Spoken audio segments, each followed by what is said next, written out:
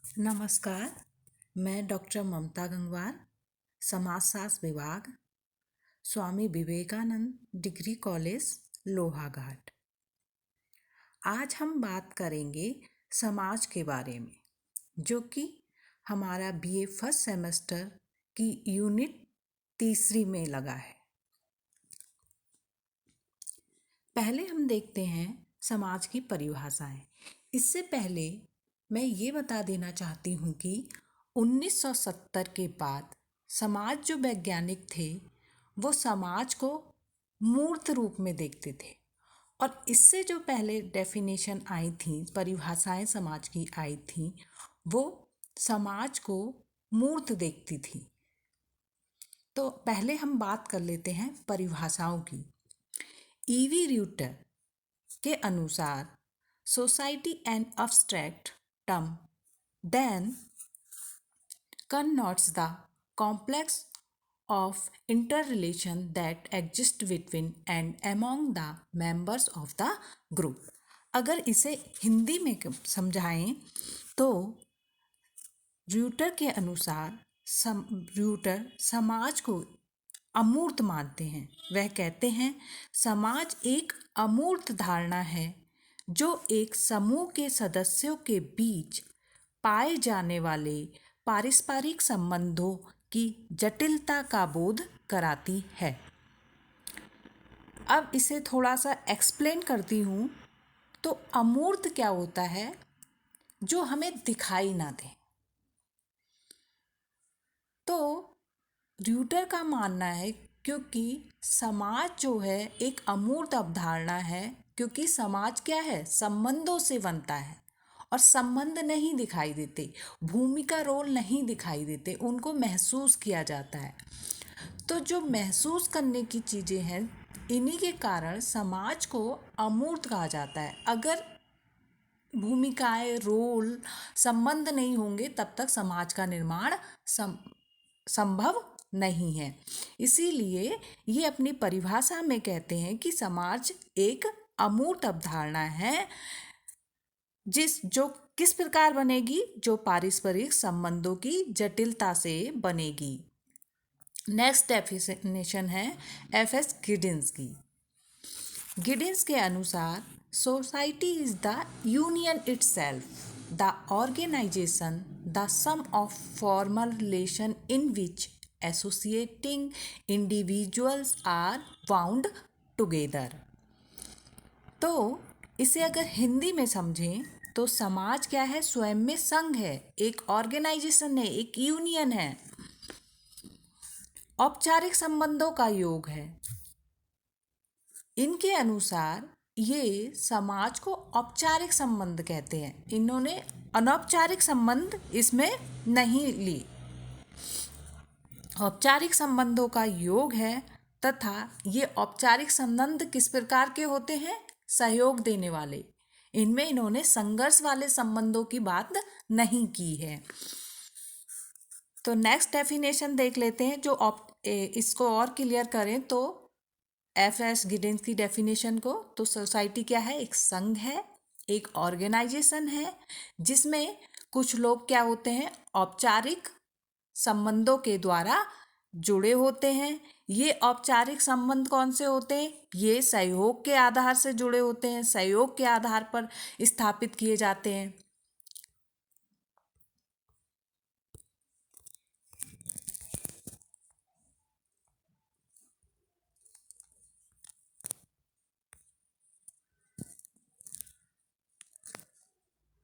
Next definition है George Simmel की। अब हम देखते हैं जॉर्ज सिमेल क्या कहते हैं। जॉर्ज सिमेल के according the society has considered as a group individuals who are related by mutual action.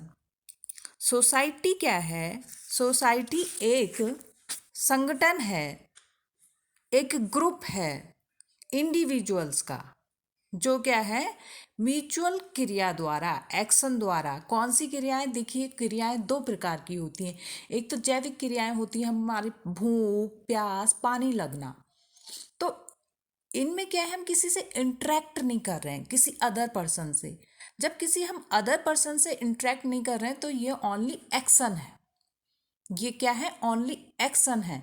लेकिन हम इन जैविक क्रियाओं के लिए जब एक्ट करते हैं, अगर हमें भोजन की व्यवस्था करनी है तो हम आपस में क्या घर में बात करते हैं, हमें क्या पकाना है, तो वो क्या हो गया, वो इन जैविक क्रियाओं के लिए अब क्या है, म्यूचुअल एक्शन बन गया। तो इन म्यूचुअल एक्शन को, इंडिविजुअल ग्रुप का जो म्यूचुअल एक्शन है, उसी को जॉर्ज सिमेल सोसाइटी का नाम देते हैं। नेक्स्ट डेफिनेशन है आपकी मैकाइवर ऑन पेज की। ये डेफिनेशन बहुत इम्पोर्टेंट है और प्राय ये डेफिनेशन एक छोटे से क्वेश्चन के रूप में एग्जाम में पूछी जाती है कि समाज सामाजिक संबंधों का जाल है, व्याख्या कीजिए। ये प्रश्न प्राय आपके एग्जाम में लघु उत्तरीय प्रश्नोत्तरी के रूप में पूछा जाता है। तो मैकाइवर एंड पेज के अनुसार समाज रीतियों एवं कार्य प्रणालियों की अधिकारों एवं पारस्परिक सहायता की अनेक समूहों तथा विभागों की मानव व्यवहार के नियंत्रणों तथा स्वतंत्रताओं की एक व्यवस्था है। इस सदैव परिवर्तनशील जटिल व्यवस्था को हम समाज कहते हैं। यह सामाजिक संबंधों का जाल है और यह हमेशा परिवर्तित होता रहता है। लास्ट की जो लाइन है वो मोस्ट इम्पोर्टेंट है। क्यों? क्योंकि देखिए, अभी हम मैकाइवर एंड पेज की डेफिनेशन में डिटेल में बात करेंगे कि उनकी जो डेफिनेशन में देखिए क्या क्या वर्ड आए हैं। रीतियाँ, यूजेस एंड प्रोसीजर, कार्य प्रणालियों को हम इन द शॉर्ट टर्म बेटा, कार्य प्रणालियों को हम संस्था भी नाम देते हैं। आगे हम क्लास में देखेंगे इसकी संस्था किसे कहते हैं। लेकिन आप सोच लीजिए, नियमों का गुच्छा संस्था है, तो कार्य प्रणाली क्या है, नियम है। और नियम क्या होते हैं, अपने आप में अमूर्त होते हैं। नियमों का हम कोई रूपीकरण नहीं कर सकते कि नियम बहुत सुंदर हैं, नियम बहुत अच्छे हैं, ये क्या क्या नहीं कर सकते आप। तो कार्य प्रणालियाँ को हम क्या कहते हैं, संस्था कहते हैं इन शॉर्ट टर्म। फिर आप देखिए अधिकार को कहते हैं कि समाज में अधिकार पाया जाता है, पारस्परिक संबंध पाए जाते हैं, एंड समूह एंड विभाग पाए जाते हैं, मानव व्यवहार पर नियंत्रण करने की एजेंसियां पाई जाती हैं, एंड स्वतंत्रता भी समाज का एक आवश्यक अंग है। लास्ट में मैकाइवर एंड पेज कहते हैं इस प्रकार क्या है, समाज सामाजिक संबंधों का जाल है, ना कि व्यक्तियों का समूह। अभी आपने देखा, जहाँ कई बार संघ कह रहे हैं, ऑर्गेनाइजेशन कह रहे हैं, हम डिफाइन करेंगे कि कहाँ है। कुछ समाज विज्ञानियों ने इसको अमूर्त भी माना है और कुछ ने मूर्त भी माना है। तो इस चीज को हम आगे डिफाइन करेंगे कि मूर्त माना है तब उसे क्या कहेंगे। पहले जब तक प्राय 1970, मैंने आपको स्टार्टिंग में ही बताया, 1970 के बाद क्या है, जो कुछ वैज्ञानिक हुए, समाज वैज्ञानिक हुए, उन्होंने समाज को मूर्त माना, जो कि बाद में जाके सिद्ध हुआ कि नहीं, समाज के लिए आवश्यक शर्त तो है कि व्यक्ति होना आवश्यक है, व्यक्तियों का समूह होना, पर समाज व्यक्तियों के समूह को किस सिर्फ समाज कह देंगे हम? नहीं, उसके लिए संबंधों का होना आवश्यक है। तो आगे चलते हैं। मैकाइवर एंड पेज की जो सोसाइटी की आधार बताए हैं, उन्होंने बेसिस बताए हैं। मैकाइवर एंड पेज ने समाज के लिए क्या महत्वपूर्ण तत्व होने चाहिए जिससे हम किसी भी समूह को समाज कह सकते हैं। कोई व्यक्तियों का समूह है, उसको समाज कब कहा जाएगा, वो समाज के रूप में परिवर्तित कब होगा, समाज के रूप में कब परिलक्षित होगा। तो इसकी निम्न विशेषताएं उनकी डेफिनेशन से ही निकल के आती हैं, जो हमने अभी आपने परिभाषा देखी, उसी से हम निकालते हैं समाज की लिए प्रमुख आधार। तो इन्होंने सबसे पहले बताया यूजेस यानी रीतियाँ, रीतियाँ जैसे कि हर कार्य के करने के कुछ प्रतिमान होते हैं, कुछ नियम होते हैं, और ये नियम किसी भी सदस्य को कार्य करने का एक तरीका बताते हैं। जैसे खान पान से लेके के नियम, रहन सहन के नियम, और ये नियम समूह से समूह में, एक समाज से दूसरे समाज में परिवर्तित भी होते हैं। जरूरी नहीं है कि ये नियम संपूर्ण एक सार्वभौमिक रूप से अप्लाई हों, इनमें चेंज होते रहते हैं। फिर है कार्य प्रणालियाँ, प्रोसीजर्स। प्रोसीजर्स को हम संस्था भी कहते हैं। संस्था क्या है? नियमों का गुच्छा। ठीक है, जैसे विवाह एक संस्था है, तो इस विवाह में अब जो संस्थाएं होती हैं, जो कार्य प्रणालियाँ होती हैं, वो इनके अंतर्गत ही रीतियाँ आती हैं। क्योंकि कार्य प्रणाली किन्हीं रीतियों के जैसे विवाह है, विवाह एक संस्था है, उसमें अनेक रीतियाँ होती हैं। जैसे कि हवन कुंडली के सामने कपल्स का, यानी कि नवयुवक नवयुवती का फेरा लगाना, आदि आदि, मंगलसूत्र, मांग में सिंदूर भरना, ये सब विवाह, ये सब रीतियाँ मिलके ही एक पूरी संस्था को संपूर्ण करती हैं, तब विवाह संपन्न माना जाता है। फिर उन्होंने बताया कि एक आधार सत्ता भी है, जिसे हम ऑथोरिटी कहते हैं, प्रभुत्व है, यह भी समाज का एक प्रमुख आधार है। कोई भी ऐसा समाज नहीं पाया जाएगा, या आप देखें आसपास अपने समाज में, कि जहाँ सत्ता ना हो, जहाँ प्रभुत्वता ना हो। नेक्स्ट इन्होंने कहा म्यूचुअल एड। ये तो बहुत ही महत्वपूर्ण आवश्यक आधार है, क्योंकि किसी भी समाज में अगर आपसी सहयोग नहीं होगा, सहयोग कैसी क्रियाएं? सहयोग के आधार पर, म्यूचुअल म्यूचुअल सहायता, तो क्या है, वह समाज समाज नहीं रह पाएगा, समाज विघटित हो जाएगा। नेक्स्ट है, उन्होंने कहा कि प्रत्येक समाज के लिए समूह एवं विभाग होने आवश्यक हैं। आप देखें, समाज, आज का समाज सरल समाज नहीं है, अत्यंत जटिल समाज है। औद्योगिक समाज को जटिल समाज कहा जाता है। अब ये औद्योगिक समाज से उत्तर औद्योगिक समाज तक पहुंच गए हैं हम। तो इस जटिल समाज में क्या है, अनेक प्रकार के समूह और विभाग पाए जाते हैं, और समाज का ये भी एक प्रमुख आधार है। समाज में मानव के नेक्स्ट है कंट्रोल ऑफ ह्यूमन बिहेवियर। समाज में मानव के व्यवहार पर नियंत्रण रखने के लिए यदि कोई एजेंसी नहीं होगी, तो व्यक्ति व्यक्ति क्या होगा? अनियंत्रित हो जाएगा, जिससे क्या है, समाज विघटित हो जाएगा। तो ये एक आवश्यक आधार है कि समाज में व्यक्तियों के व्यवहार को नियंत्रित करने के लिए, समाज में क्या कहते, नियंत्रण करने के लिए एजेंसियां बनी होती हैं। जैसे कि आपका पुलिस प्रशासन, राज्य कानून, ये सब क्या है, नियंत्रण एजेंसियां हैं। परिवार परिवार भी मानव व्यवहार का नियंत्रण करने का कौन सा साधन है? अनौपचारिक साधन है। फिर है स्वतंत्रता। अब स्वतंत्रता से मतलब ये नहीं है कि हम अपने मनमाने ढंग से कार्य करें।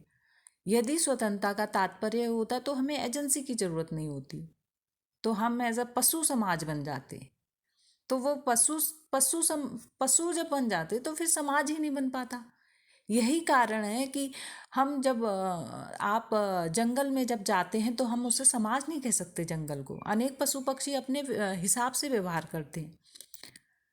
मनुष्य के समाज को हम समाज कहते हैं, इसलिए मनुष्य के जो समूह हैं, जो नियंत्रित व्यवहार करते हैं, सामाजिक संबंधों से जुड़े रहते हैं, उस समूह को हम समाज कहते हैं। इसलिए ही कहते हैं क्योंकि एक नियंत्रित व्यवहार होता है।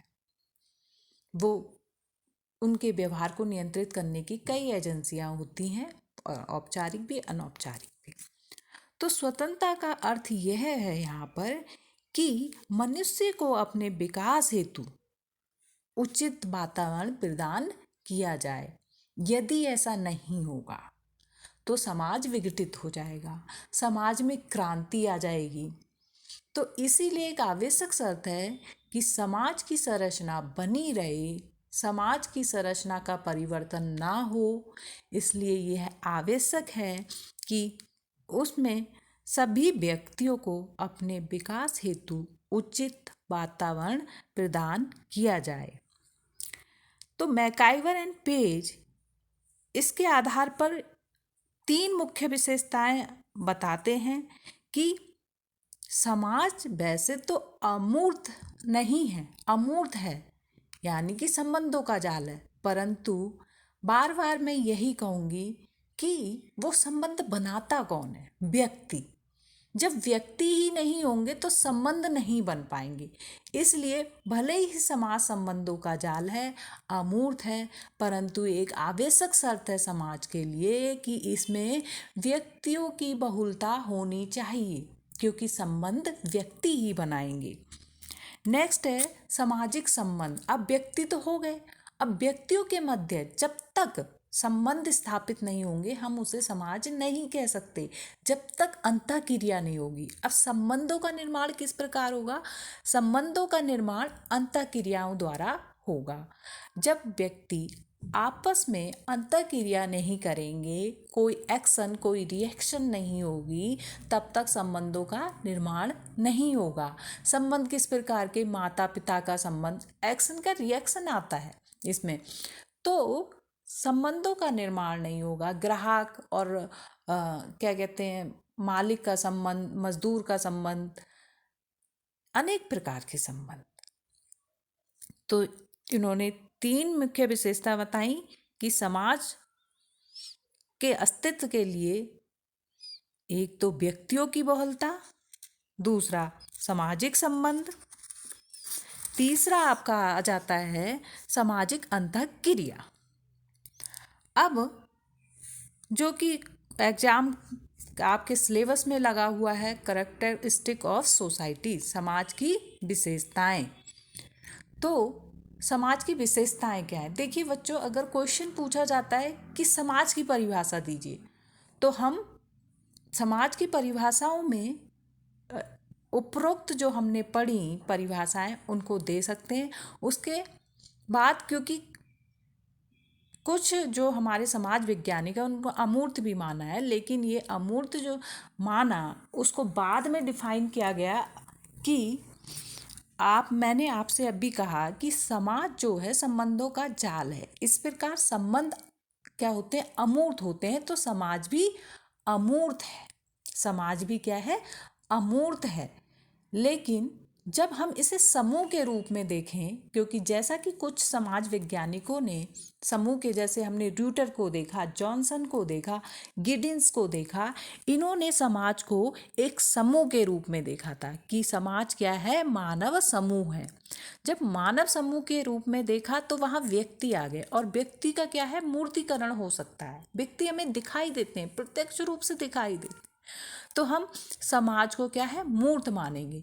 लेकिन 1970 के बाद एक कॉन्सेप्ट आया जिसको हम पढ़ेंगे, डिफरेंस भी पूछा जाता है, difference between a society and society.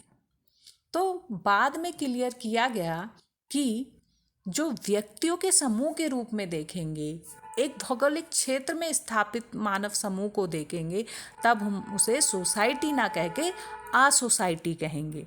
ये हम अपने नेक्स्ट चैप्टर में पढ़ेंगे, आ सोसाइटी एंड सोसाइटी में डिफरेंस। तो सबसे पहले ये विशेषताएं इम्पोर्टेंट हैं, परीक्षाओं में पूछी जाती हैं। समाज की विशेषताएं, म्यूचुअल अवेयरनेस। जब हम किसी सोसाइटी में रहते हैं तो हमें ये तो पता चलना चाहिए हमारे बगल में कोई पड़ोसी है। अगर हम उसके प्रति जागरूक ही नहीं हैं तो हम संबंध क्या बनाएंगे? अंतःक्रिया कैसे करेंगे?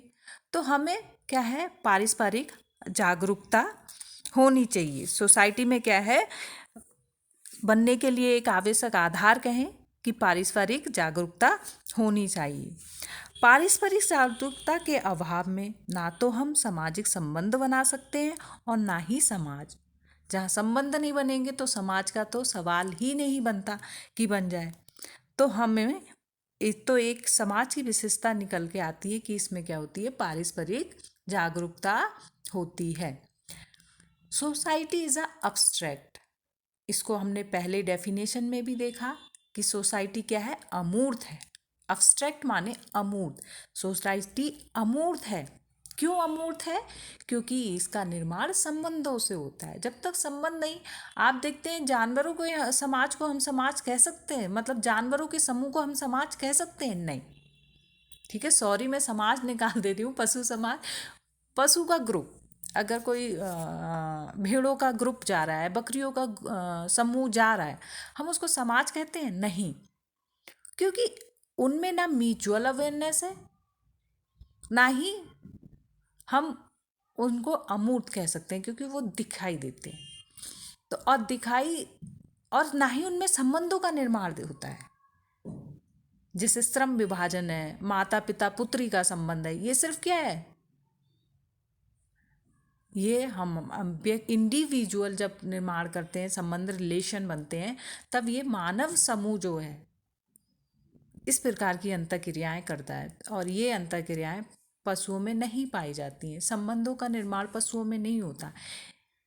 ठीक है, ये निर्माण हम में होता है। और समाज के निर्माण के लिए आवश्यक शर्त है कि इसमें अंतःक्रिया, निरंतर अंतःक्रिया समाज में होती रहनी चाहिए, जिससे संबंध बनते हैं और संबंधों से समाज बनता है।